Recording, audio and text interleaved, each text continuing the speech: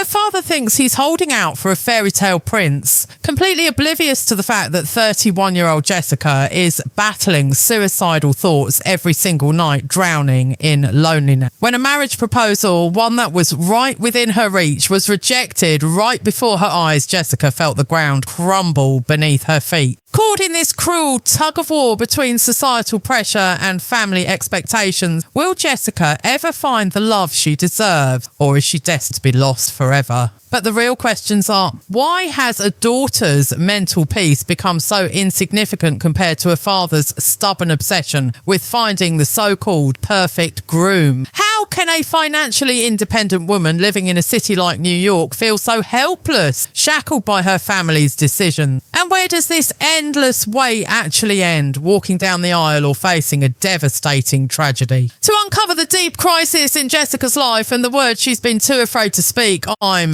Sneha, and I'll be guiding you through this journey. Let's dive into the full story. The key turned in the lock with a sharp metallic click that echoed too loudly in the hallway. That was the sound of my life, I realised. That single, solitary click. I pushed the heavy door of my apartment open and stepped inside. The air in the room was stale, holding the same stillness I had left behind 10 hours ago. I kicked off my heels, watching them tumble haphazardly onto the rug, and let out a breath I felt like I'd been holding since 7 a.m. I'm home, I whispered. Nobody answered. Of course, nobody answered. The only response was the low, rhythmic hum of the refrigerator and the distant, muffled siren of a police car racing down 2nd Avenue, 3 floors below. Welcome to Friday night in New York City. I walked over to the window and stared out at the skyline. It was breathtaking, really. Millions of golden lights flickering against the twilight, skyscrapers piercing the purple sky like jagged teeth. From up here, looking down, my life looked perfect. I was Jessica, 31 years old, an elementary school teacher with a steady job, a master's degree,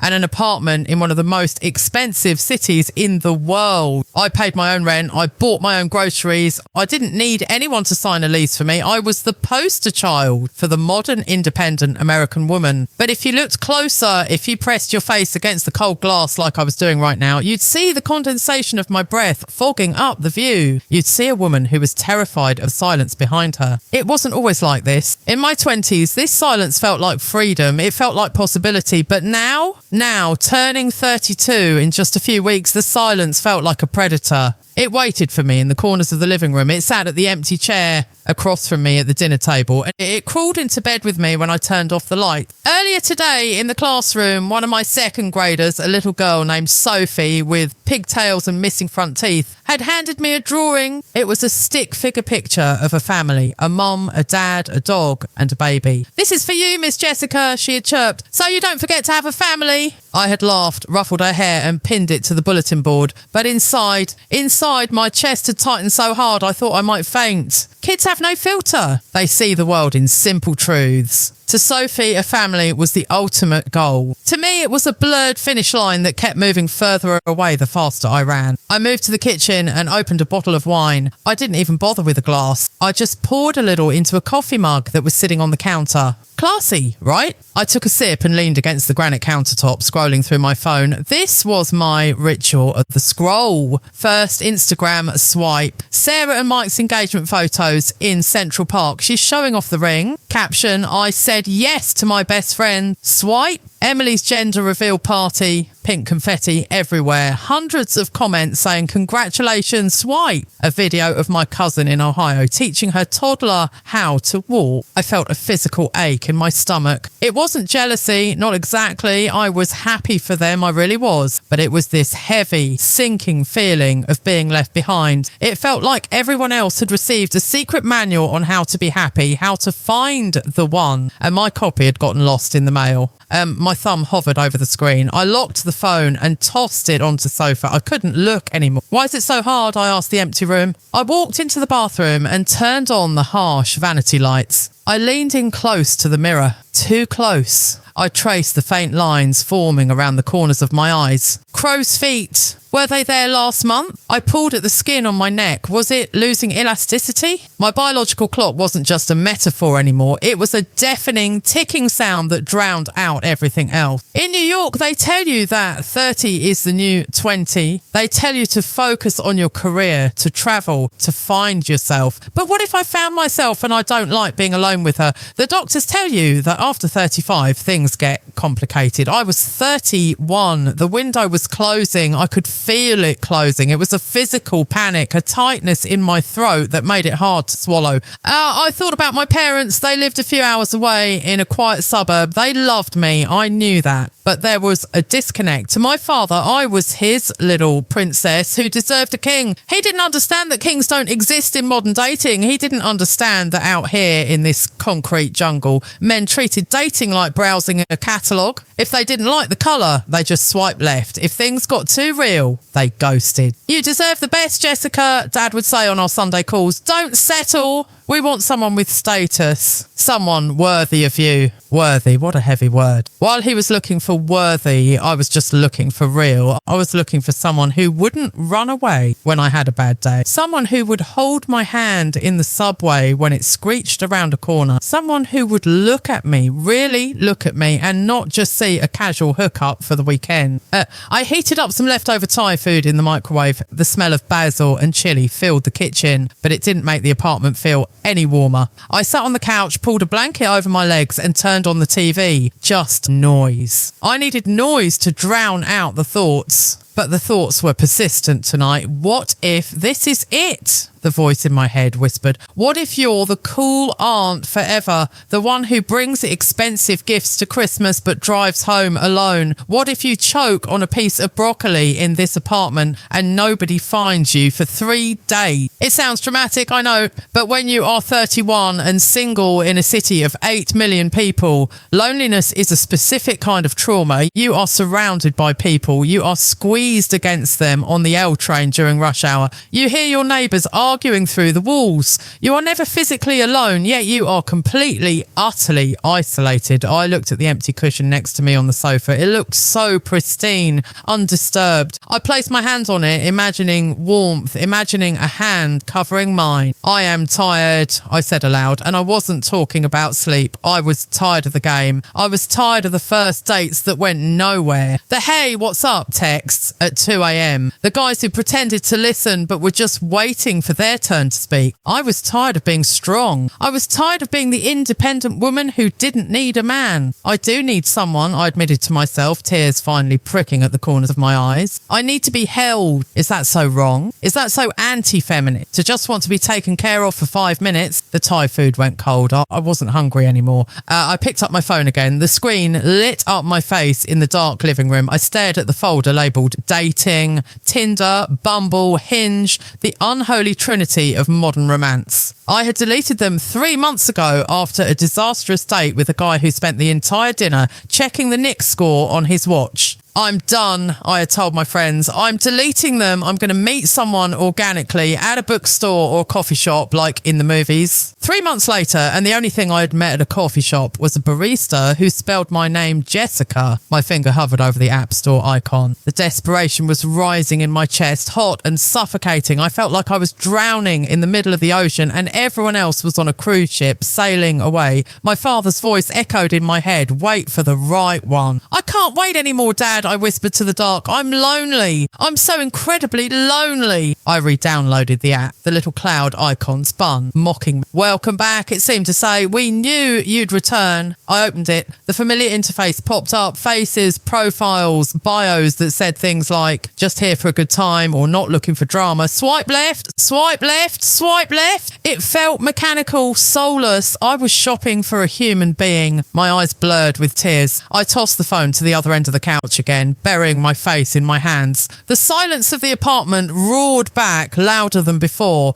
The city outside was alive. People were laughing. Glasses were clinking. Lovers were kissing in the back of taxis. And here I was, in my glass tower, fading away. I closed my eyes and a dark thought drifted in, uninvited but familiar. If I just didn't wake up tomorrow, would it matter? The school would find a substitute. The landlord would find a new tenant. My parents would cry, but eventually they'd move on. It was a scary thought, a fleeting, terrifying thought. I shook my head violently to clear it. No, stop it, Jessica. You're just having a bad night. But was it just a bad night, or was it a bad life? Suddenly, a soft ding cut through the silence. My phone. I ignored it. Probably a notification from Uber Eats or a spam email. Ding. Another one. I wiped my eyes and reached for the phone, squinting at the bright screen. It was a notification from the dating app I'd just reinstalled, but it wasn't a match, it was a message. Wait, how? I hadn't swiped right on anyone yet. I unlocked the screen. It was a super like, or whatever the premium feature was called. Someone had messaged me directly, bypassing the matching process. I opened the profile. Name, Mark. Age 34, location Brooklyn. I clicked on his photo. He wasn't a model. He didn't have a six-pack abs selfie in a gym mirror. He was standing on a hiking trail wearing a flannel shirt, squinting into the sun with a genuine, slightly crooked smile. He looked kind. He looked normal. I hesitated, my heart doing a strange little flutter against my ribs. I looked at the message he had sent. It wasn't hey or a hot. It was a paragraph, a real, actual paragraph. Hi, Jessica. I know this app is usually a nightmare and I feel a bit awkward doing this, but I saw that you're a teacher. My sister is a teacher and I know how exhausting it is. So I just wanted to say, I hope you had a good week. You have incredibly sad eyes in your third photo and I don't know. I wanted to know the story behind them. If you're up for it. I stared at the screen, my breath hitched. He saw my eyes, not my body, not my smile. He saw the sadness I tried so hard to hide. I looked around my empty apartment. The silence suddenly didn't feel as oppressive. It felt like waiting. For the first time in months, the heavy weight on my chest lifted just an inch. My thumb hovered over the keyboard. My father's voice warning me about strangers, about financial stability, about perfection was still there, but it was fainter now. I took a deep breath, the kind that fills your lungs with something other than air. Maybe it was hope, or maybe it was just desperation masked as courage. I began to type. I didn't sleep that night, not really. You know that feeling when you were a teenager and you'd stay up until 3 a.m. under the covers, texting someone until your thumbs ached and your battery turned red? I hadn't felt that in over a decade. But there I was, 31 years old, sitting on my kitchen counter with a half-empty mug of cold tea, grinning like an idiot at a glowing screen. Mark. We texted for 4 hours straight. It wasn't the usual interview process. What do you do? What are you looking for? Do you like tacos? No, it was fluid. We talked about why the subway always smells like burnt rubber in the summer. We talked about the specific kind of loneliness that hits you in a crowded grocery store on a Sunday evening. He told me he was terrified of failure. I told him I was terrified of silence. For the first time in years, I didn't feel like I was auditioning for the role of girlfriend. I felt like I was just being seen. When I finally fell asleep, my phone was clutched in my hand. And when I woke up the next morning, my first thought wasn't the usual dread of the day ahead. It was, did he write back? He had. Good morning, Jessica. Hope the coffee is strong today. Let me know if you want to grab a real cup sometime soon. No pressure. No pressure. That was the magic phrase. In New York, dating is all pressure. It's a pressure cooker of expectation. But Mark was different. He moved at a pace that felt steady, like a heartbeat. We met 3 days later, a Tuesday. It was raining, that miserable sideways New York rain that turns your umbrella inside out. I almost cancelled. The old Jessica, the one protecting her heart, whispered, "Don't go. It's going to be awkward. He won't look like his photos. He'll be rude. Save yourself the disappointment." But I put on my raincoat and went anyway. He was waiting for me at a small coffee shop in the West Village. I saw him through the foggy window before he saw me. He was wearing a slightly worn-out leather jacket, shaking the water off his hair. He looked real, not polished, not curated, just a guy waiting for a girl. When I walked in, he stood up immediately. "Jessica?" he asked. His voice was deeper than I imagined, warm and gravelly. "Mark," I breathed out. He didn't go for the awkward handshake or the forced hug. He just smiled, that same crooked smile from his profile picture, and said, "You look exactly like you, just drier." I laughed, a real genuine laugh that bubbled up from my chest. "Give me 5 minutes," I joked, gesturing to my dripping hair. We sat there for 3 hours. The barista started cleaning up around us, stacking chairs, giving us the side eye, but we didn't care. I learned about him. He wasn't a corporate shark. He wasn't in finance or real estate like every other guy my dad tried to set me up with. He was an idealist. I run a small startup, he told me, leaning in over his cappuccino. His eyes lit up when he talked about it. It's called Eco Patch. We're trying to develop biodegradable packaging for small businesses, and it's a grind. We're small. I'm basically the CEO, the janitor, and the delivery guy all in one. He laughed self-deprecatingly, rubbing the back of his neck. My bank account hates me right now, but I believe in it, you know. I think it can actually change things. My father's voice echoed in the back of my head. Financial stability, Jessica. Status, security. But looking at Mark, seeing the passion in his eyes, I didn't care about the bank account. I saw a man who had a purpose, a man who was building something with his own hands. That was sexy. That was rare. I think that's amazing, I said, and I meant it. He looked at me surprised. Really? Most girls hear startup and think unemployed. I'm not most girls, I said softly. He reached across the table and for a second his fingers brushed against mine. It was electric. A jolt that went straight to my toes. No, he said, his voice dropping an octave. I'm starting to realise that. That date turned into a second, then a third. The next 2 months were a blur of happiness I didn't know I was capable of feeling. It wasn't the fiery, dramatic romance of movies. It was better. It was the comfort of coming home. We fell into a rhythm. He'd meet me after school and we'd walk through the park, his hand engulfing mine. He listened to me complain about the school board meetings. I listened to him stress about investors and supply chains. I saw the struggle, of course. I saw him check his banking app with a frown. I saw him wear the same 3 shirts because he hadn't bought new clothes in a year. He drove a beat-up Honda that made a rattling noise when he turned to the left. I'm sorry, he said one night when we were eating pizza on his living room floor because he couldn't afford a fancy dinner. I know this isn't exactly the high life. I want to take you to nice places, Jess. I promise. Once the business takes off. I silenced him with a kiss. Mark, I don't care about the high life, but I care about this. I care about us. And I did. For the first time, the ticking of my biological clock slowed down. It wasn't a countdown anymore. It was just time passing, and I was enjoying it. One rainy Sunday, about 3 months in, we were lying on his couch watching a movie. He paused it suddenly and turned to look at me. The room went quiet. Jess, he said. His face was serious, a little pale. My heart hammered. Here it comes, I thought. The breakup, the I'm not ready speech. I braced myself for the impact. I'm 34. He started. I've dated, I've played the games, I'm tired of it. I held my breath. I know it's only been 3 months, he continued, taking my hand in both of his, but I know what I want. I want a family. I want a partner to build a life with. I don't want to waste your time and I don't want to waste mine. I love you, Jessica. The air left my lung. I love you, he repeated, and I want to be with you for real, not just for now, but for the long haul. Tears pricked my eyes. This was it. This was the moment I had cried about in my apartment alone. This was the moment Sophie's drawing had promised me. A man who wasn't afraid of commitment. A man who wanted me. I love you too, I whispered, my voice trembling. He let out a breath of relief and pulled me into a hug that felt like safety. Okay, he mumbled into my hair. Okay, good. Then he pulled back, looking nervous again. So, there's one more thing. What? I asked, wiping a tear away. I want to meet them. Who? Your parents, your family. If we're doing this, I want to do it right. I want to ask your father for his blessing. I know that's old-fashioned, but I respect you and I respect where you come from. A cold shiver ran down my spine, contrasting the warmth of the moment. My parents, my father, the man who judged worth by tax brackets and job titles. I looked at Mark. Sweet, hard-working, broke Mark with his struggling startup and his rattling Honda. To me, he was a hero fighting for his dream. To my father,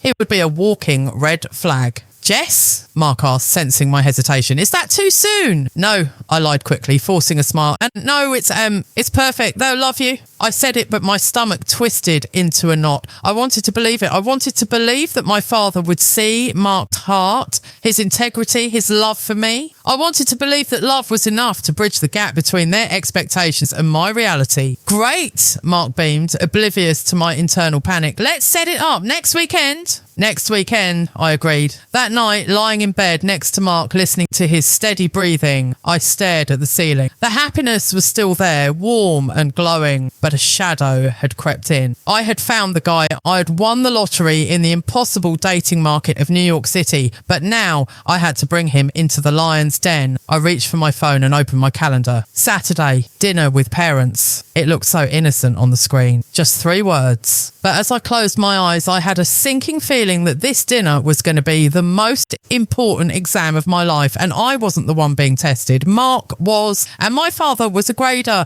who didn't believe in giving partial credit. I rolled over and draped my arm over Mark, holding him tight as if I could physically protect him from what was coming. Please, I prayed silently to whoever was listening, please let Dad see him the way I do. Please don't let him ruin this. But deep down in the pit of my stomach, I knew my father, and I knew that next Saturday wasn't just a dinner, it was a collision course. The drive to my parents' house felt like a funeral procession. Mark was driving his Honda. He had washed it. I could tell because the dashboard still smelled faintly of lemon cleaner, but he couldn't wash away the rattle in the exhaust pipe or the fact that the air conditioning only worked on the highest setting, blasting us with Arctic wind. He looked handsome. He was wearing a navy blazer he had bought specifically for tonight. He kept checking his reflection in the rearview mirror, smoothing down a stray hair. Do I look okay? He asked for the 10th time as we exited the highway and entered the pristine tree-lined streets of the suburb. You look perfect, I said, reaching over to squeeze his hand. His palm was clammy. My confident, easygoing Mark was terrified, and the worst part, so was I. My parents lived in a house that screamed success. It was a 2-story colonial with a manicured lawn that looked like it had been cut with nail scissors. There were 2 German cars in the driveway. As Mark pulled his dented Honda in next to my father's gleaming BMW,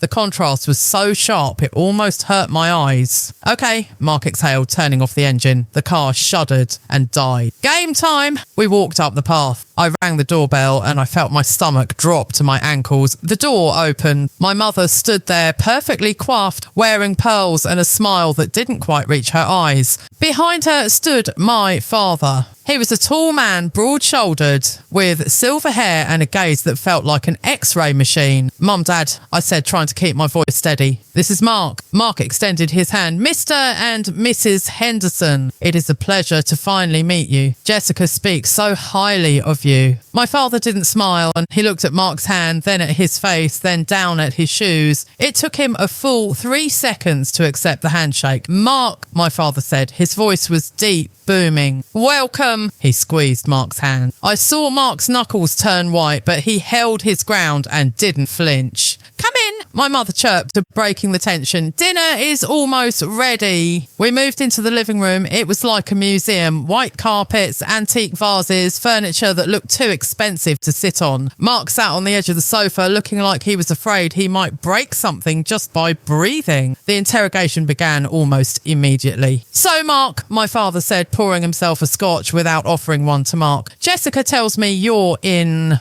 business. He said the word business like it was a suspicious activity. Yes, sir, Mark said, sitting up straighter. I run a startup called EcoPatch. We focus on sustainable packaging solutions. A startup, my father repeated, and he took a sip of his drink. That's a fancy word for unemployed these days, isn't it? My face flushed hot. Dad! I'm just joking, Jessica. He waved a hand dismissively, though his eyes remained cold. He turned back to Mark. But seriously, how long have you been operating? 2 years, Mark answered politely. And are you profitable? The room went silent. The grandfather clock in the hallway ticked loudly. Tick-tock, tick-tock. Mark hesitated. He was honest. Too honest. We are growing, sir. We're reinvesting everything back into the company right now. The margins are tight, but the potential is huge. We just secured a small grant from the city, and so you're not profitable, my father interrupted. He didn't ask it as a question. He stated it as a fact. Not yet, Mark said, his voice quiet but firm. But we have a 5-year plan. 5 years, my father scoffed. He swirled the ice in his glass. Jessica is 31, Mark. She doesn't have 5 years to wait for a plan. She needs a partner who can provide security now.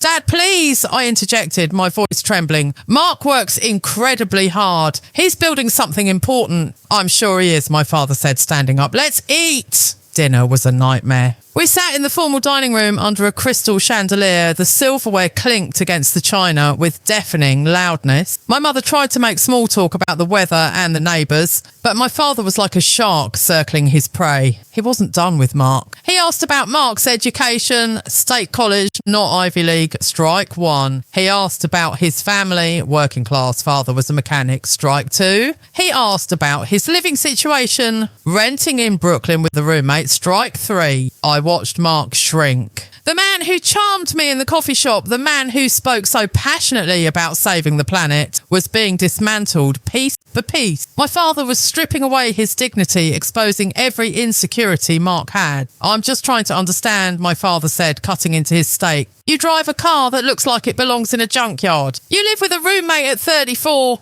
You have a business that makes no money, and you think you are a suitable match for my daughter? Mark put his fork down. He looked at me, then at my father. Sir, Mark said. His voice was shaking slightly, but he looked my father in the eye. I may not have a lot of money right now, that is true, but I love Jessica. I treat her with respect, and I support her dreams. I would never let anything happen to her. Isn't that worth something? My father laughed. It was a dry, humourless sound. Love, my father said with disdain. Love doesn't pay the mortgage, son. Love doesn't pay for private schools or vacations or medical bills. You are a dreamer. And dreamers are dangerous because they drag people down with them. He leaned forward, his face hardening. Jessica has a future. She has standards. I didn't work my whole life to give her this lifestyle just so she could throw it away on a gamble. I am not a gamble, Mark said, his jaw tightening. You are a liability, my father shot back. And quite frankly, I don't see this going anywhere. I think it would be best if you ended this little experiment before Jessica gets too attached. I gasped. The air left the room. Dad, you can't say that.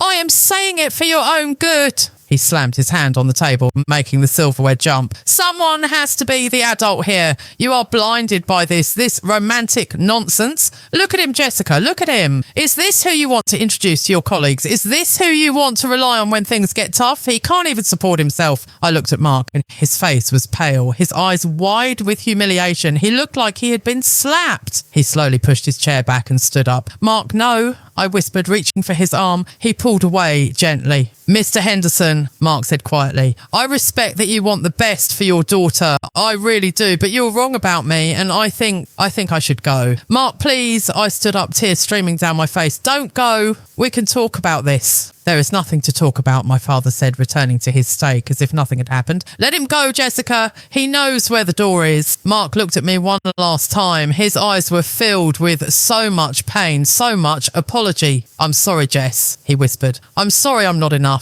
And then he turned and walked out. I heard the front door open and close. I heard the heavy, clunky engine of his Honda start up in the driveway. I heard him drive away. I stood there frozen in the dining room. My heart felt like it had been ripped out of my chest and thrown onto the floor. Sit down, Jessica, my father said calmly. Finish your dinner. Something inside me snapped. A wire that had been pulled tight for 31 years finally broke. Finish my dinner, I screamed, my voice cracked, raw and hysterical. You just chased him away. You just humiliated the only man who has treated me like a human being. I saved you from a mistake, he said, not even looking up, but you'll thank me later. In a year, when you meet a doctor or a lawyer, you'll look back and laugh at this. I won't laugh, I yelled, gripping the edge of the table. I'm 31, Dad. Do you think doctors and lawyers are lining up? Do you think it's that easy? Mark loved me. He chose me. He chose a meal ticket, my father spat back. He saw a desperate girl from a good family and thought he hit the jackpot. You don't know him.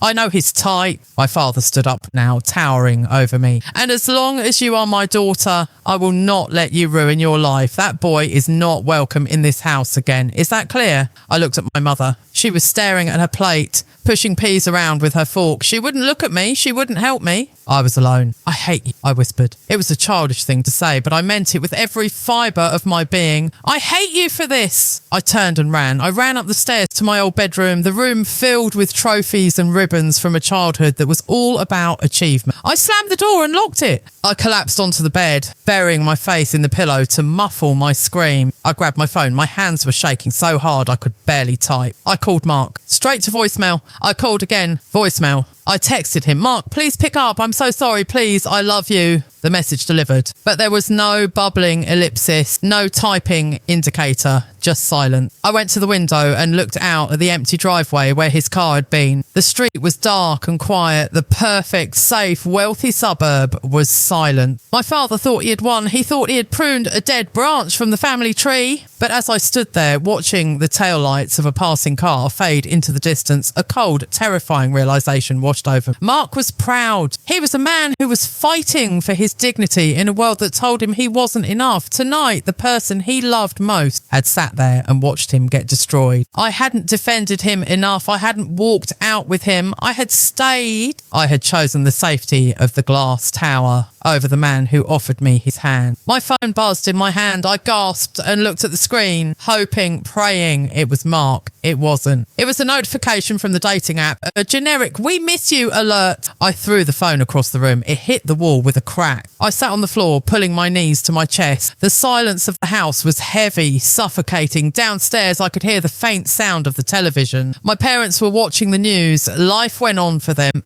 But for me, I felt a crack forming in my soul, a deep, jagged fracture. If Mark was gone, really gone, then what was left? The ticking clock, the empty apartment, the endless parade of smug, married cousins. I looked at the bottle of sleeping pills on my old nightstand. I had left them there from my last visit when I had insomnia. Just a thought, a flicker. What if I just stopped the noise? The rejection tonight wasn't just about a boyfriend. It was a confirmation of my deepest fear, that I was unlovable unless I was perfect, and I would never be perfect enough for this world. I stared at the bottle. Downstairs, the laugh track of a sitcom played on the TV. And upstairs, in the dark, I began to weep, not for Mark, but for the girl I used to be, the one who believed in happy ending. That girl died tonight at the dinner table, and I wasn't sure if she was ever coming back. 32 days. That's how long it had been since the dinner. 32 days of silence. 32 days of staring at a phone that never rang. 32 days of waking up with a stone in my chest that made it hard to breathe. Mark was gone. He had blocked my number. He had unfollowed me on Instagram. He had vanished as if he were a ghost I had hallucinated during a fever dream. The only proof I had that he ever existed was the phantom warmth of his hand in mine and the crushing weight of his abs. And now I was walking into the lion's den again. Thanksgiving. In America, Thanksgiving is marketed as a day of gratitude, turkey and football. But for a single woman in her 30s from a judgmental family, it is an annual performance review where you are the only employee and you are failing. I parked my car down the street from my aunt's house in Connecticut. The driveway was already full of SUVs, Range Rovers, Lexuses, the suburban uniform of success. I checked my reflection in the rearview mirror. I had put on extra concealer to hide the dark circles that had become permanent residents under my eyes. I had curled my hair. I was wearing a red sweater that made me look festive. "Showtime, Jessica," I whispered to myself. My voice sounded hollow. I walked up the driveway. The cold November wind bit at my cheeks, but I was already numb. Inside, I could see the warm glow of the chandeliers and the silhouettes of people moving around, laughing, holding wine glasses. They looked like a Norman Rockwell painting. I felt like the smudge of dirt on the frame. I opened the door and the wall of noise hit me. The smell of roasted sage, cinnamon and expensive perfume. The sound of the football game on the TV mixed with the high-pitched shrieks of children running around. "Jessica, you made it!" It was Aunt Karen. She came barreling towards me with a glass of Chardonnay in one hand, enveloping me in a cloud of floral scent. She kissed the air next to my cheek. "You look tired, honey," she said, pulling back and scanning my face with forensic intensity. "Are you eating enough? You look a little gaunt." "I'm fine, Aunt Karen," I forced a smile. It felt like the skin on my face might crack. "Just busy with school, end of the term, you know." "Oh, right, the teaching," she said, her tone implying that teaching was a cute hobby rather than a career. "Come on, grab a drink. You look like you need one." I needed 5. I made my way to the kitchen island, which was covered in appetizers. I poured myself a glass of red wine, filling it almost to the brim. I took a large gulp, letting the alcohol burn a path down my throat. I needed the armour. "Jess!" I turned to see my cousin Ashley. She was 2 years younger than me. She was glowing, literally glowing. She had her hand resting protectively over a baby bump that was perfectly accentuated by her designer dress. Beside her stood her husband, Brad, Brad, who looked like he'd been manufactured in a factory that builds investment bankers. "Hey, Ash," I said, hugging her. "You look great." "I feel huge," she laughed, rubbing her belly. "Baby number 2 is a kicker. Brad thinks he's going to be a soccer player." Brad grinned, wrapping an arm around her. "We're just hoping for a boy this time. Complete the set." "So," Ashley leaned in, her eyes sparkling with that dangerous mix of curiosity and pity. "Where is, what was his name, Mark?" The name hit me like a physical blow. I gripped my wine glass tighter. "He couldn't make it," I said. "Technically, it wasn't a lie. He couldn't make it because my father had annihilated him." "Oh, that's a shame," Ashley pouted. "Mum said you brought him to meet Uncle Robert last month. We're all dying to meet the mystery man. Is it serious?" Before I could answer, before I could concoct a lie to save my dignity, my father walked into the kitchen. He was wearing a cashmere sweater, holding a scotch. He looked relaxed, powerful, the master of his domain. He saw me, and for a split second, his eyes flickered with something. Warning? Disappointment? "Ashley, don't pester Jessica," my father said smoothly, stepping between us. He put a hand on my shoulder. It felt heavy, like a yoke. "Mark is no longer in the picture." The kitchen went quiet. The ambient chatter seemed to drop a few decibels. Ashley's eyes widened. "Oh," she said. "Oh no, what happened?" My father swirled his drink. "He just wasn't the right fit. Jessica realised that he didn't have the ambition that she needs in a partner." "Right, sweetie." He squeezed my shoulder, a subtle, painful squeeze. He was daring me to contradict him. He was rewriting history in front of an audience, turning my tragedy into a prudent executive decision. I looked at him. I wanted to scream. I wanted to throw my wine in his face and tell everyone that he was a monster who crushed happiness for sport. But I didn't. I was a coward. I was the good daughter. "Right," I whispered, looking down at my shoes. "We wanted different things. See?" My father beamed, releasing me. "Better to know now than later. Dodged a bullet, really." Dodged a bullet. Mark was the bullet, and I was the one bleeding out. "Well," Ashley said, recovering quickly, "there are plenty of fish in the sea, Jess. You're still, you still have time, sort of. I excused myself and walked away. I couldn't breathe. The air in the house was too hot, too thick with judgment. I wandered into the living room. It was unsafe territory. This was where the aunts sat, the council of elders. "Jessica!" Aunt Linda waved me over. "Come sit. We were just talking about you." "Of course you were." I sat on the edge of the ottoman. They circled me like vultures in pearls. "So no boyfriend this year?" Aunt Linda asked. She didn't wait for an answer. "My neighbour's son is divorced. He's 42, a podiatrist. He has joint custody of his kid, but he's very well off. I could give him your number." "I don't think so, Aunt Linda," I said weakly. "Don't be picky, Jessica,"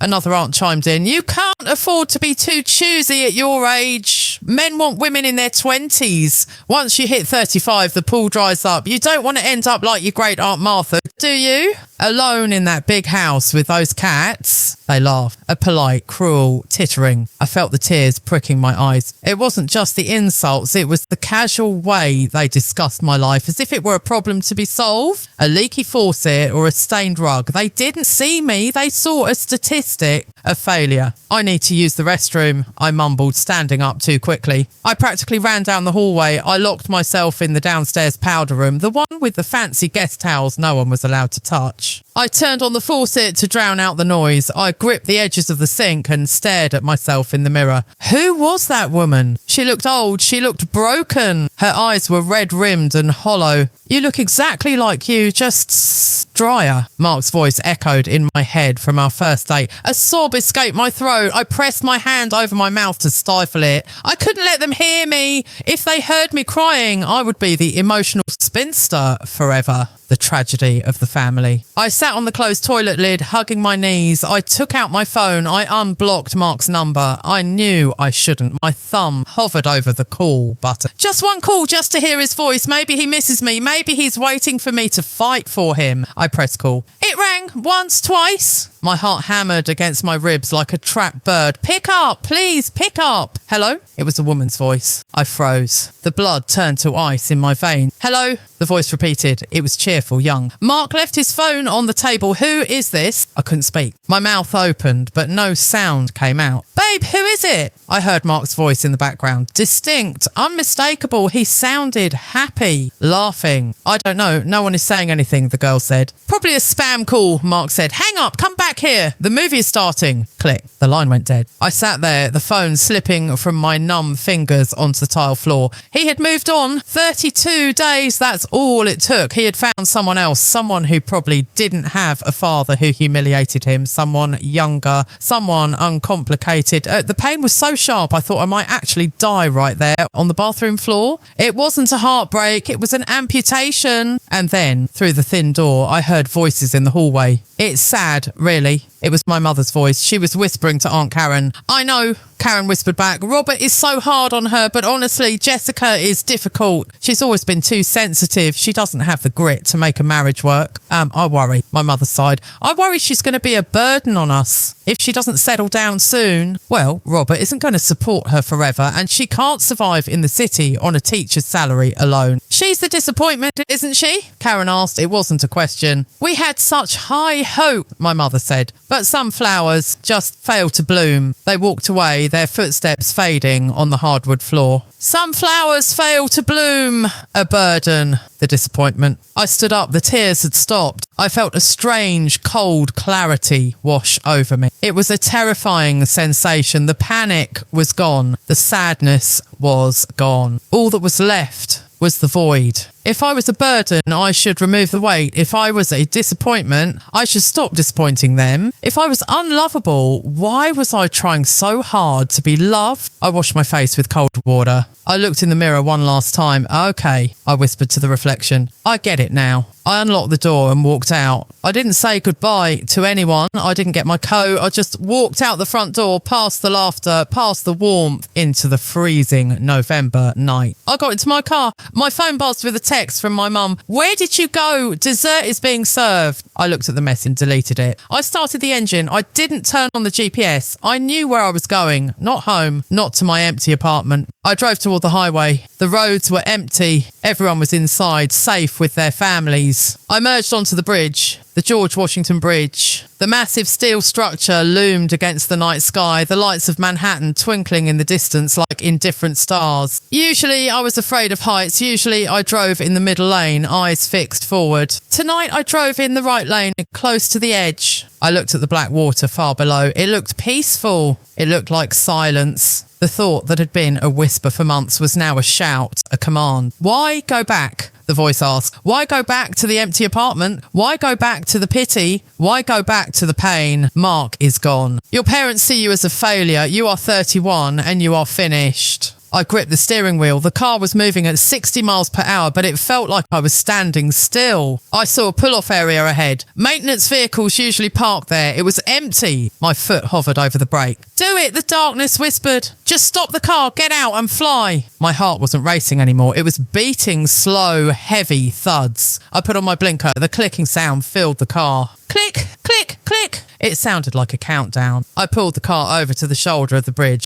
The wind shook the frame of the vehicle. Below me, the Hudson River churned, dark and cold. I put the car in park. I unbuckled my seatbelt. I sat there for a moment, looking at the city lights one last time. My glass tower, my prison. I reached for the door handle. My hand was cold against the metal door handle. It was a specific kind of cold, industrial, gritty. The wind outside was howling, shaking the frame of my small sedan. I could feel the vibration of the bridge through the seat. A constant rhythmic trembling caused by the heavy trucks thundering by in the centre lane. Do it, the voice in my head commanded. It wasn't a scream anymore. It was a calm, logical instruction. Open the door, step out, end the noise. I pushed the handle. The door cracked open. The roar of the wind instantly filled the car, deafening and violent. It smelled of exhaust fumes and freezing river water. My hair whipped across my face, stinging my eyes. I swung my legs out. My heels clicked against the narrow concrete maintenance path. I stood up. The wind hit me with the force of a physical blow.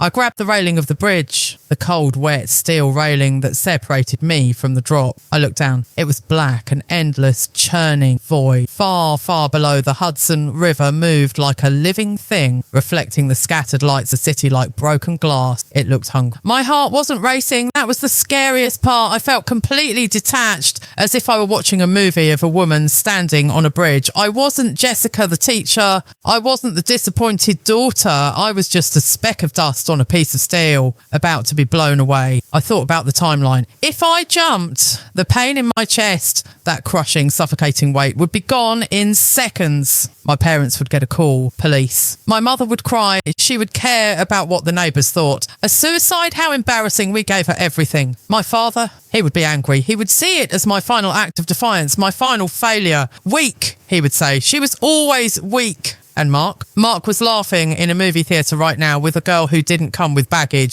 He wouldn't know until he saw it on Facebook. Maybe he'd feel a pang of guilt. Maybe he'd just shrug and be glad he got out when he did. I leaned forward just an inch. The gravity pulled at me, seductive and heavy. Let go, the wind whispered. Suddenly, a blinding white light flooded my vision. Hang! An 18-wheeler truck roared past in the lane closest to me, blasting its air horn. The sound was so loud it vibrated in my teeth. The rush of air from the passing truck slammed into me, knocking me backward against the side of my car. I gasped, my hands flying up to cover my face. Panic! Pure animalistic panic flooded my system. Not the desire to die, but the terror of the physical world, the noise, the violence of the truck. The sudden realisation of how small, fragile my body was. I scrambled back into the driver's seat. I slammed the car door shut, locking it instantly. I sat there shaking. My teeth were chattering so hard I thought they might crack. I wrapped my arms around myself, hyperventilating. I couldn't do it. I wasn't brave enough to live and I wasn't brave enough to die. I was stuck in the purgatory between the two. A coward. I'm sorry, I sobbed into the steering wheel. I'm so sorry. I didn't know who I was apologising to. God, my parents, myself. I put the car in drive. My hands were trembling so badly I could barely grip the wheel. I merged back into traffic. I drove like a zombie, eyes fixed on the red taillights ahead of me, terrified that if I blinked, the steering wheel might turn itself back toward the edge. The drive home is a blank space in my memory. I don't remember the exits. I don't remember parking. The next thing I knew, I was walking into my apartment. It was dark. The air was cold. I had turned the heat down before I left for Connecticut to save money. It smelled like stale coffee and loneliness. I didn't turn on the lights. I dropped my keys on the floor. I kicked off my shoes. I walked into the bathroom and stared at the mirror in the dark. The street lights from outside cast long, eerie shadows across my face. I looked like a ghost. My mascara had run down my cheeks in black streaks. My festive red sweater looked like a costume for a play that had been cancelled. Some flowers fail to bloom.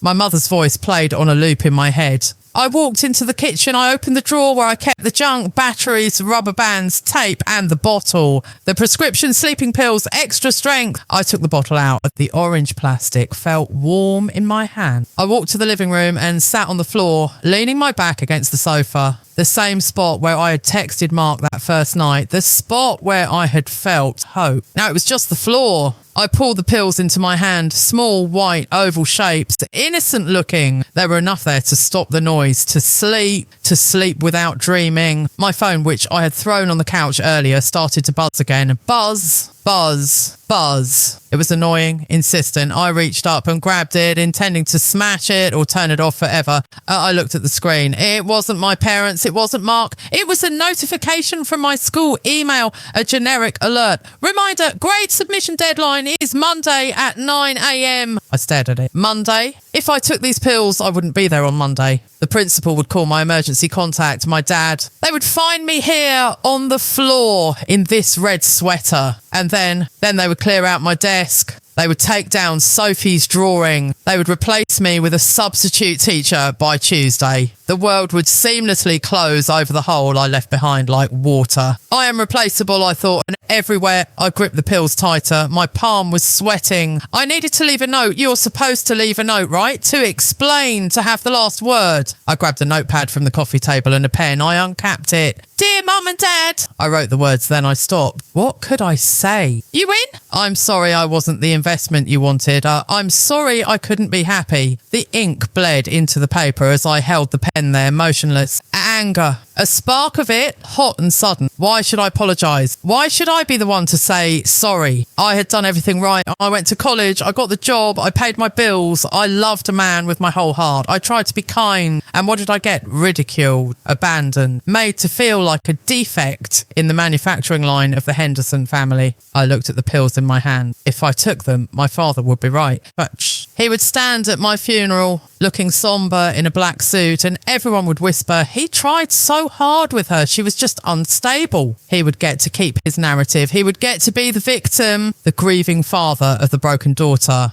I would be erasing myself to make his story complete, and my hand shook. I squeezed the pills so hard they dug into my skin. No, I whispered. It wasn't a roar of defiance. It was a weak, pathetic croak. No, I didn't want to die. I just didn't want to live this life. The life where I was a disappointment. The life where I was waiting for permission to be happy. But how do you change? How do you stop the pain when it's inside your own blood? I threw the pen across the room. It hit the wall with a satisfying clack. I looked at the bottle of wine on the counter. I looked at the pills. I made a choice, not a healthy choice, but a choice that meant survival. I put the pills back in the bottle one by one. My fingers were clumsy. I capped it. I threw it under the couch into the dust bunnies and darkness. I curled up on the rug, the hard, scratchy rug. I didn't have the energy to move to the bed. I pulled a throw blanket off the sofa and wrapped it around myself, tucking my knees up to my chin. I felt like a child, a small, abandoned child. Just get through the night, I whispered to the empty room. Just make it to sunrise. The silence of the apartment settled over me like a heavy blanket. But this time it was different. It wasn't the silence of waiting for Mark. It wasn't the silence of fear. It was the silence of the aftermath, like a battlefield after the guns stopped firing. I lay there staring at the dust motes dancing in the sliver of street light coming through the window. My heart beat slowly. Thump, thump, thump. I was alive. I was miserable. I was broken. I was alone. But I was alive. And as my eyes grew heavy, drifting into an exhausted, dreamless sleep on the floor of my New York apartment, a singular, terrifying thought began to take root in the back of my mind. If I wasn't going to die, then I had to do something else. I couldn't go back to Connecticut. I couldn't go back to being Jessica, the teacher. I couldn't go back to being the girl who begged for love. If I woke up tomorrow, the old Jessica had to stay dead. I had to become someone else, someone harder, someone who didn't care about blooming. I closed my eyes. The darkness took me. But the real darkness, the darkness of the soul, was just beginning to clear. Because rock bottom has a basement, and I had just found the trapdoor. I woke up to the taste of dust. My cheek was pressed against the scratchy fibres of the living room rug. A single beam of sunlight was slicing through the gap in the curtains, hitting me directly in the eye. It was bright. It was intrusive. It felt like the world was prying my eyelids open, forcing me to look at the wreckage. I didn't move for a long time. I just lay there, cataloguing the sensations of being alive. My back ached from sleeping on the hardwood floor. My mouth felt dry like I had swallowed sand. My head throbbed with a dull, rhythmic pain. The hangover of a near-death experience. I was alive. I sat up slowly. The apartment was exactly as I had left it. The half-drunk bottle of wine, the phone on the floor, the dust bunnies under the couch where I had kicked the bottle of pills. I reached under the sofa and pulled the orange bottle out, and I stared at it. It looked so small now, so insignificant. Last night it had been a monster. This morning it was just plastic. I stood up, my legs wobbly, and walked to the bathroom. I dumped the pills into the toilet. Plink, plink, plink. I flushed. I watched them swirl away, disappearing into the pipes of New York City. I looked in the mirror. The woman staring back at me was a stranger. Her mascara was smeared in raccoon circles around her eyes. Her hair was a bird's nest. Her red sweater was wrinkled and covered lint. But her eyes were different. The fear was gone. The desperation that usually lived there, the pleading look that said, "Please love me," had vanished. In its place was something cold, something hard, like the steel of the bridge I had stood on. I turned on the shower. I scrubbed my skin until it was red. I washed away the smell of the Hudson River wind, the smell of my aunt's perfume, the smell of fear. When I stepped out, I didn't put on makeup. I didn't curl my hair. I pulled it back into a tight, severe ponytail. I put on a pair of jeans and a black turtleneck. No jewellery, no armour, just me. I walked into the kitchen and made coffee. Black, bitter. I sat at the table and finally picked up my phone. 17 missed calls. 5 from my mum, 12 from my dad, 0 from Mark. I didn't feel the sting of Mark's silence anymore. That part of me, the part that needed him to save me, was dead. If he was with someone else, so be it. If he was happy, fine. I couldn't control that. But I could control the other calls. I listened to a voicemail from my father. "Jessica, Pick up the phone. This is immature. You embarrassed your mother last night leaving like that. We have guests. Call me immediately. His voice usually made me shrink. It usually made me feel like a 5-year-old who had spilled juice on the carpet. But today it sounded tinny, pathetic. He was a man who thought he could control the weather by yelling at the clouds. I realised something in that quiet kitchen, sipping my bitter coffee. The glass tower I lived in wasn't built by society. It wasn't built by New York City. It was built by him. And I had been paying the rent for 31 years with my own self-worth. I wasn't a victim. I was a volunteer. I put the coffee mug down. The ceramic hit the table with a solid thud. No more, I said aloud. My voice was raspy but steady. I grabbed my car keys. I wasn't going to hide in my apartment. I wasn't going to ghost my family like a coward. I had almost killed myself because I believed their narrative, that I was broken, that I was a burden. If I was going to survive, I had to return the narrative. I had to hand it back to them. I drove back to Connecticut. The drive was different this time. Yesterday, I had driven with tears blurring my vision, praying for a car crash. Today, I drove with laser focus and the highway stretched out before me, grey and open. The trees were bare, stripped of their leaves, standing strong against the winter sky. I felt like one of them, stripped, but stand. I pulled into the driveway. The extra cars were gone. The aunts and cousins had gone home to their perfect life. My father's BMW was there. My mother's Mercedes was there. I cut the engine. My heart gave a single hard thump against my ribs, a reflex of old fear. I took a deep breath, filling my lungs with the cold air.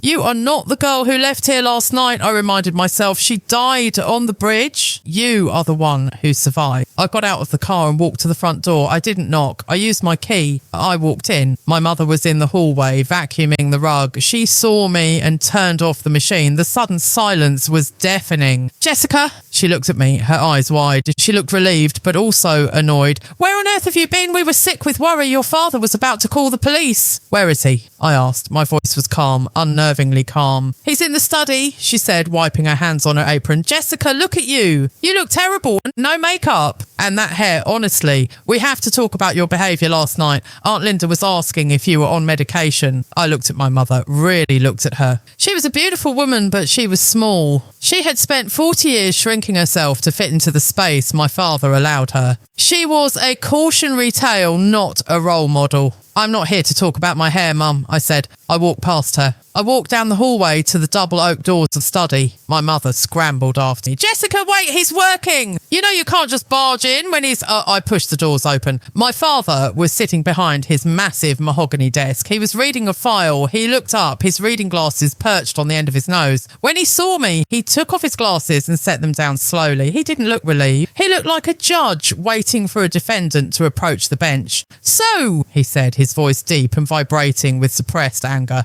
The prodigal daughter returned. He leaned back in his leather chair, crossing his arms. Do you have any idea how disrespectful you were last night, leaving without a word, ignoring our calls? I walked into the room. I didn't sit in the guest chair. I stood in the centre of the Persian rug, planting my feet firmly. I'm sorry, he continued, mocking me. Did you have a tantrum? Did you need to go cry about your little boyfriend somewhere? I almost jumped off the George Washington Bridge last night, I said. The words hung in the air. Simple. Brutal. My mother gasped behind me. She covered her mouth with her hand. Jessica, she shrieked. Don't say things like that. That's not funny. My father didn't flinch. His eyes narrowed. He looked at me, assessing whether I was bluffing. Don't be dramatic, Jessica, he said coldly. Emotional blackmail doesn't work on me. You're here, aren't you? Yes, I said. I am here, but the girl you think you're talking to, she's gone. She's not coming back. I took a step closer to the desk. I spent 31 years trying to be what you wanted, Dad. I got the grades. I got the degree. I stayed skinny. I wore the pearls. I dated the boring men. I tried so hard to be the investment you could brag about at the country club. And look where it got you, he sneered. Single, unstable, broken. No, I said, my voice rising, not shouting, but projecting. Look where you got me. You didn't raise a daughter. You raised a trophy. And when the trophy didn't shine the way you wanted, you tried to throw it in the trash. I have provided everything for you. He slammed his hand on the desk, standing up. He was tall, imposing. He used his height to intimidate. I gave you this life. I protected you from losers like that mechanic Mark. Mark wasn't a loser, I shot back. He was kind. He was real. He loved me. But you couldn't see that because he didn't fit into your spreadsheet. You destroyed the one thing that made me happy because it didn't make you look good. I did you a favour, he roared. He would have dragged you down. You are weak, Jessica. You need someone strong to take care of you. You can't even handle a dinner conversation without running away. I am not weak. I screamed it. The sound ripped through my throat, raw and primal. The room went silent. Even the dust motes seemed free. I stood on the edge of a bridge last night, I said, my voice dropping to a whisper that was louder than any scream. I looked down at the dark water, and do you know what saved me? It wasn't you. It wasn't Mum. It wasn't your money. I looked him dead in the eye. It was anger, pure, hot anger. I realised that if I died, you would win. You would get to play the victim forever, and I refused to give you that satisfaction. My father looked stunned. His face turned a shade of purple. He wasn't used to defiance. He was used to obedience. Get out, he hissed, pointing a shaking finger at the door. If you think you can come into my house and speak to me like this, I am leaving, I said, but not because you told me to. I'm leaving because I don't belong here. I never did. I reached into my pocket and pulled out a key. The key to their house. I placed it gently on the edge of his mahogany desk. I don't need your protection, Dad, and I don't want your approval anymore. It costs too much. I turned around. My mother was standing in the doorway, tears streaming down her face. She looked terrified, not for me, but of the shattering of her perfect world. Jessica, please, she whispered. Don't go. He loves you in his own way. That's not love, Mum, I said softly, touching her arm. That's control, and I'm done being controlled. I walked past her, down the hallway and out the front door. I walked to my car. My hands were shaking, but not from fear, from adrenaline, from the sheer, intoxicating power of truth. I had done it. I had faced the dragon and I hadn't burned. I got into the driver's seat and started the car. I felt lighter, physically lighter. The stone in my chest was gone. I pulled my phone out to set the GPS for home, my real home, my apartment. But as the screen lit up, I saw something, a voicemail. It had come in 3 minutes ago while I was screaming at my father. It was from a blocked number. My heart stopped. I pressed play. I held the phone to my ear, my hand trembling. The voice was crackly, like someone was calling from a bad signal or from a hospital. Jess, it's Mark. Look, I know I shouldn't be calling. I know you probably hate me, but something happened. I need to tell you the truth about why I left that night. It wasn't just your dad. He told me something about you, and I need to know if it's true. Please call me back. The message ended. I sat there frozen in the driveway of my parents' house. He told me something. My blood ran cold. My father hadn't just insulted Mark. He had lied to him. He had told him something so terrible that it drove him away. The anger I felt in studying nothing compared to the rage that ignited in me now. But mixed with the rage was a sudden sharp spike of hope. Mark didn't leave because he stopped loving me. He left because he was manipulated. And that girl on the phone, the babe, maybe I had jumped to conclusion. Maybe I was wrong. I gripped the steering. The story wasn't over. I had reclaimed my life from my father. Now I had to reclaim the truth. I put the car in gear. I wasn't going home to my apartment. I was going to Brooklyn. I was going to find Mark. The Brooklyn Queens Expressway is ugly at the best of times. At 11 p.m. on a Sunday, it's an artery of red taillights and aggressive honking. But tonight, I didn't see the traffic. I didn't see the potholes. I only saw the destination. My hands were gripping the steering wheel so hard my knuckles were white. The GPS on my phone was glowing, counting down the minutes. 18 minutes, 15 minutes, 12 minutes. Every minute felt like a year. My father's voice was still ringing in my ears, but it was being drowned out by Mark's voicemail. He told me something. What lie could be so powerful, so venomous, that it would make a man like Mark, a man who looked at me like I was the only person in the room, turn his back and walk away without a word? My father was a master manipulator. I knew that now. He didn't just break things. He dismantled them so they couldn't be put back together. I took the exit for Atlantic Avenue. The scenery changed. The manicured lawns of Connecticut were were gone, replaced by the gritty, vibrant chaos of Brooklyn. Brick brownstones, bodegas with neon signs, people walking their dogs late at night. It felt alive. It felt real. I pulled up to Mark's building. It was a pre-war walk-up, the kind with fire escape zigzagging down the front. There was no driveway for a BMW. There was just a fire hydrant and a pile of trash bags waiting for morning collection. I parked illegally. I didn't care. I ran up the stoop. My heart was hammering against my ribs, a frantic rhythm that matched the adrenaline coursing through my veins. I pressed the buzzer for apartment 4B. Buzz. No answer. Buzz. Come on, Mark, I whispered, pressing my forehead against the cold metal of the intercom. Please be there. Please don't be with her. The image of the girl, the babe from the phone call, flashed in my mind. The doubt tried to creep back in. What if he moved on? What if the voicemail was just a goodbye? What if I'm humiliating myself one last time? But then I remembered the bridge. I remembered the feeling of the wind on my face. I had already survived the worst night of my life. A rejection at a doorstep couldn't kill me. Not anymore. Buzz. Finally, the intercom crackled. Who is it? His voice. It sounded tired, rough. It's Jessica, I said into the speaker. My voice didn't shake. Let me in, Mark. Silence. A long, agonising pause that stretched for 10 seconds. Then the heavy click of the buzzer unlocking the door. I pushed the door open and ran up the stairs. 4 flights. My lungs burned, but I didn't stop. I reached the 4th floor landing, gasping for air. The door to 4B was open. Mark was standing in the doorway. He looked wrecked. He was wearing a grey t-shirt that looked like he had slept in it for 3 days. He hadn't shaved. A thick stubble covered his jaw. His eyes, those kind, warm eyes, were bloodshot and rimmed with dark circles. We stared at each other. The hallway smelled of old cooking and pine sol. It was the most beautiful place I had ever seen. Jess, he breathed out. He looked like he was seeing a ghost. You called me, I said, stepping closer. I didn't hug him yet. I couldn't. I needed the truth first. You said my father told you something. Tell me what he said. Mark looked down, running a hand through his messy hair, and he stepped back, gesturing for me to come inside. I walked into his apartment. It was small, a cramped living room with a worn-out couch and stacks of boxes. Boxes! He was packing. You leaving? I asked, pointing to the cardboard boxes. I was going to, he said quietly. I was going to move back to Ohio. I couldn't stay in the same city as you, knowing I couldn't be with you. Why couldn't you be with me, Mark? I demanded, turning to face him. Why did you leave that night? Why did you block me? He let out a heavy sigh. Sitting on the arm of the sofa, he looked defeated. Your father, he began, his voice low.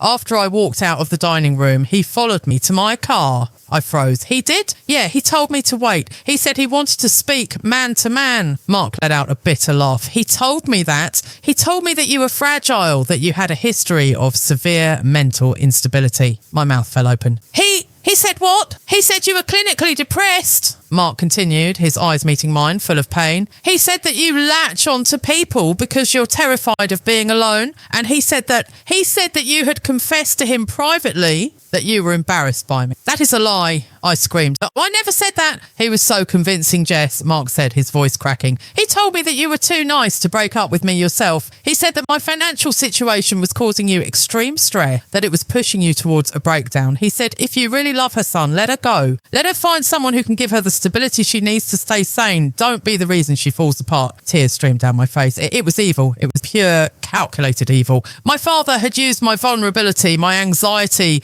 the very things he caused as a weapon to drive Mark away. He had painted himself as the protector and Mark as the villain, all while destroying me in the process. And you believed him? I whispered. I didn't want to, Mark said, standing up. But Jess, you were stressed. I saw how you looked at the bills. I saw how scared you were of his judgment. I thought maybe he was right. I thought I was hurting you by dragging you into my messy, broke life. I left because I loved you enough to let you have the better life he promised you. You idiot, I sobbed, closing the distance between us. You noble, stupid idiot. And then Mark continued, rushing to get the words out. Tonight, my sister, she's staying with me to help me pack. She asked me if she wanted a rich guy, why did she look at you like you hung the moon? And I realised I never actually heard it from you. I let him speak for you. Your sister? I asked, sniffing. The girl on the phone? Babe. Mark looked confused, then a small, sad smile tugged at his lips. You called? That was Sarah. She calls everyone babe, but she's married with 3 kids. The relief that washed over me was so intense, my knees almost buckled. I reached out and grabbed Mark's shirt, pulling him toward me. Listen to me, I said fiercely, looking up into his tired, bloodshot eyes. My father is a liar. He lied because he can't control you. He lied because he's terrified that I might actually be happy without his money. I took a deep breath, and he was right about one thing. I was on the edge of a breakdown, but not because of you, Mark, because of him, because of the pressure to be perfect. I paused. This was the moment, the truth. Last night, I whispered, after Thanksgiving, I drove to the George Washington Bridge. Mark went still, his face drained of colour. Jess, I got out of the car, I confessed, the tears falling freely now.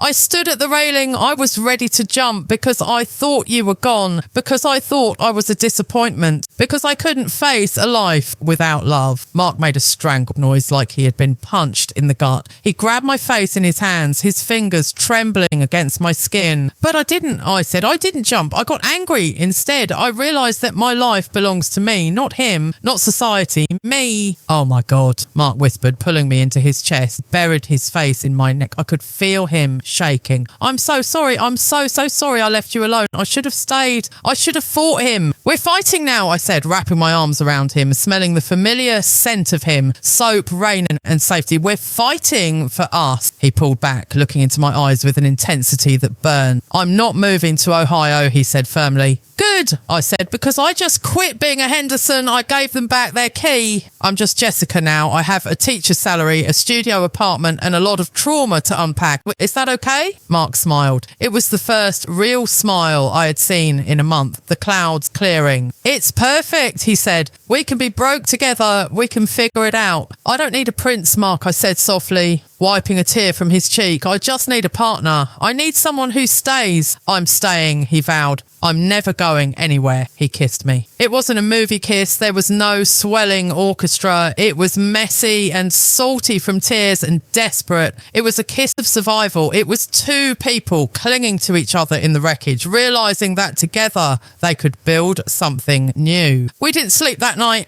We sat on the roof of his building, wrapped in blankets, drinking cheap coffee from chipped mugs. We talked about everything. I told him about the years of criticism, the glass tower, the feeling of drowning. He told me about his fear of failure, the pressure to provide, the shame of not being enough. We stripped away the expectations. We stripped away the lies. As we sat there, the sky to the east began to lighten. First a deep indigo, then a bruise of purple, and finally a piercing, brilliant streak of gold rising over the Queen's skyline. The sun was coming up over New York City. I watched the light hit the skyscrapers, the Empire State Building, the Chrysler Building. They didn't look like prisons anymore. They just looked like building, concrete and steel. I looked at Mark. The morning light caught the grey in his stubble and the warmth in his eyes. He was holding my hand, thumb, traced circles on my palm. I thought about Sophie's drawing, stick figure family. I didn't know if we would have that. I didn't know if EcoPatch would succeed or fail. I didn't know how I would pay my rent next month without the safety net of my parents. But for the first time in 31 years, the ticking clock in my head was silent. The silence wasn't lonely. It was peaceful. What are you thinking? Mark asked, squeezing my hand. I looked at the sunrise, then back at him. I'm thinking, I said, a genuine smile spreading across my face, that it's a brand new day. Mark smiled back and kissed my forehead. Yeah, it is. The city below us was waking up. The sirens, horns, the rumble of the subway, the noise of life. And I was ready to live it. On my own terms, with the man I chose. The glass tower had shattered, but I was standing on the roof, and I had never felt more grounded. Host, narrator, outro. And that was Jessica's story, from the crushing weight of family expectations to the darkest edge of despair on a bridge, and finally to the healing light of a Brooklyn sunrise. Jessica didn't just find love, she found herself. She found the courage to break the cycle, to reject the false narrative that her worth was tied to her father's approval or her bank account. It's a reminder to all of us, whether you are 31, 41 or 21, whether you are in New York, Dhaka or London, society will always try to write your story for you.